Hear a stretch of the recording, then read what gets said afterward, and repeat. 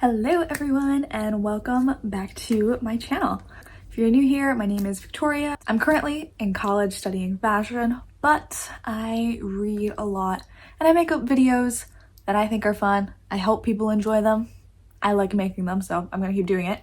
That is why I'm here today. I'm here to talk about all the books that I've read in the past couple weeks. And by couple weeks, I mean about 8 weeks, so 2 months, because guys, I really feel like I kind of failed you all throughout October. I was talking about, here's this great book that I read.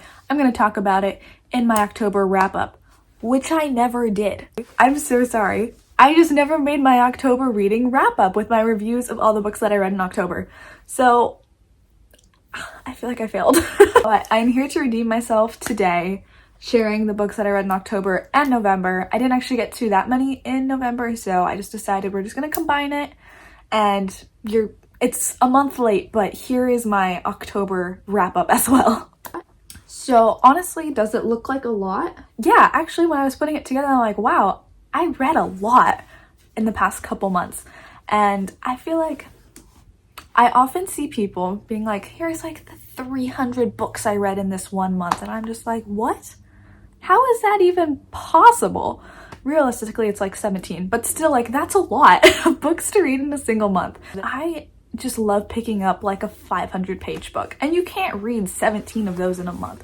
So I don't want anybody to feel like they are failing in any kind of way if you're not meeting a certain numerical amount of books. That's not the point of this. I just want to show what did I read in the past few months. First up, let's start off with this small stack. We have the 4th book in the Anne of Green Gables series. This is Anne of Windy Poplars. Out of the entire series so far that I've read, this is my least favorite, I'll be honest. This book is explained mostly through letters that Anne writes to Gilbert, which is fine for like a chapter here and there, but it was like most of the book, and I don't know, it was just kind of a lot and wasn't really my cup of tea. I much prefer just like the stereotypical writing style, but it was still a beautiful Anne story, such an autumnal book. I did read this one in October and I love Anne. The other thing I didn't like about it is it just doesn't take place in Green Gables or even in that town.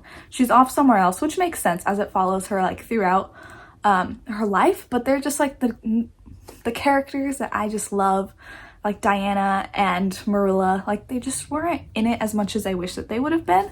But honestly, like, I get it. She's growing up, she's moving out, she's not gonna be with her best friend and Marilla for her entire life. So that was my thought on this. I believe I gave it a 4 out of 5 stars, something like that. Still loved it, just not my favorite. Next up, I think I've talked about Dune a little bit here. So I did read Dune. My goal was to finish it before the movie came out. I did not do that. This book's a long one.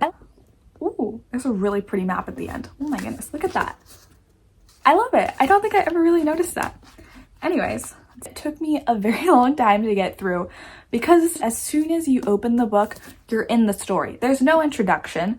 There's no like prepping for what's gonna happen. You're just suddenly in it, and it's a lot to understand and comprehend, and my brain was not able to do that. I'm realizing science fiction is just not the genre for me. Although I will say overall, I like this book. I think I gave it a 3.5. I don't have too many other thoughts other than this book was just a little bit too much for my brain to comprehend. I didn't quite understand the whole story for the entire time. There was so much, like so many new words. There's a whole glossary in the back that's like 20 pages long. It's insane. So if you love this book, good for you. But I will say it's just not, I don't think it's for everyone. A book that I think could be for everyone, I love this one, is The Nature of Witches by Rachel Griffin. I loved it. It was just so cute. The perfect fall, even winter read, as this video will be going up in December. I just thought it was such a good book. And this is also her debut novel. Like, it was so good. I loved it. And she has a second book coming out early next year. I am so excited to read whatever else she writes in the future. I thought this was such a beautiful, fun book about friendship and like learning who you are and learning from past experience and kind of getting over like past traumas. as that's what the main character struggles with mostly. She was born with a certain power to control all types of nature throughout all the seasons, while everybody else basically can only control certain seasons. So if you're like a summer witch, you can only control summer things and only during the summertime, but she's an ever witch and she is able to control the weather and nature throughout the entire year, which is what makes her so powerful and so important in their community and society. And this book talks about super important environmental issues, just like protecting the environment in general and being aware of what our carbon footprint is to avoid climate crises in the future. I thought this was a very timely book and beautifully told. I think I've shown this before in the past, but okay, here's like the dust cover. It's beautiful. Look at that photo. I love it. But take off the dust cover. Look at that. Look at the illustrations. You never get that on books. I'm so impressed. I love it so much. And oh my goodness, I did indeed just kick the camera, so I think we're back. Next, we have another debut novel. This is Killer Content by Olivia Black. This was just a cute one. It took me like a day and a half to read. If you're in like a little bit of a reading slump, I think that this is a great one to pick up. It's very fast, super fun, a very enjoyable murder mystery book that's actually, I would say it's like a happy murder mystery book. It's not like creepy or eerie in any kind of way. It's just very lighthearted. This book I actually picked up at Barnes & Noble as one of those blind date books. So it came wrapped up and I got to unwrap it. It was so fun. And it had a little sticker on front just kind of describing what it was about. I think I still have it in, oh I do, okay.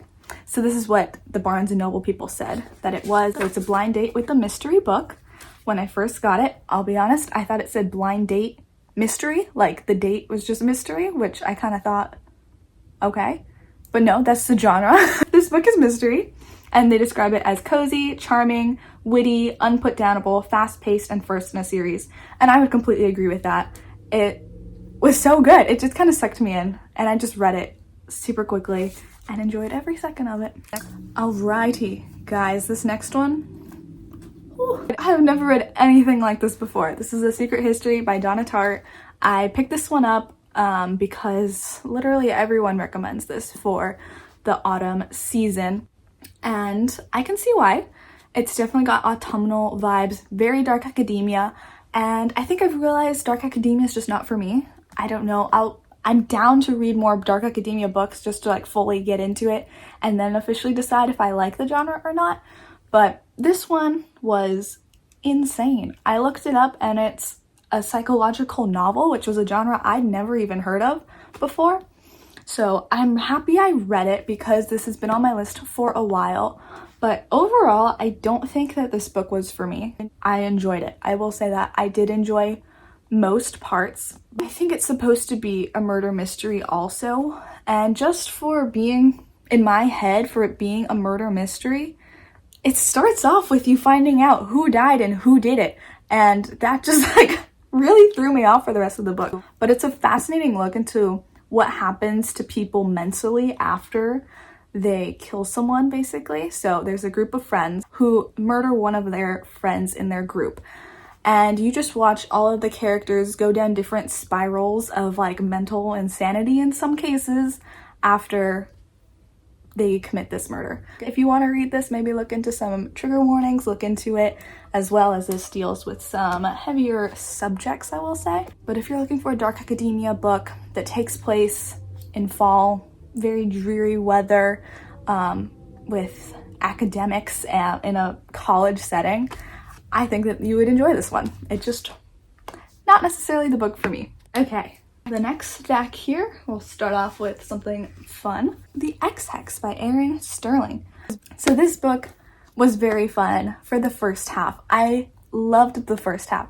Not that I didn't like the second half of this book, it just kind of went a little bit off the rails for me. I felt like the plot got a little bit muddled and it kind of went on like subplots more in the second half of the book. Overall, I did enjoy it. I think I gave this one a 3 out of 5. It was good. I would recommend, I think, if you're looking for something fun.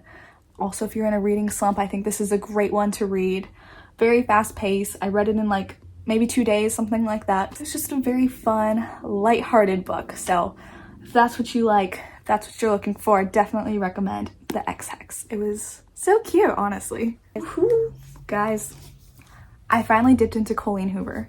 I've been wanting to read Colleen Hoover for so long, and I read Verity. It was the first one. I did this with a buddy read with some gals on Instagram, so that was super fun. Hello, if any of you guys are watching. Verity. Oh my gosh, I have never read anything like this book before.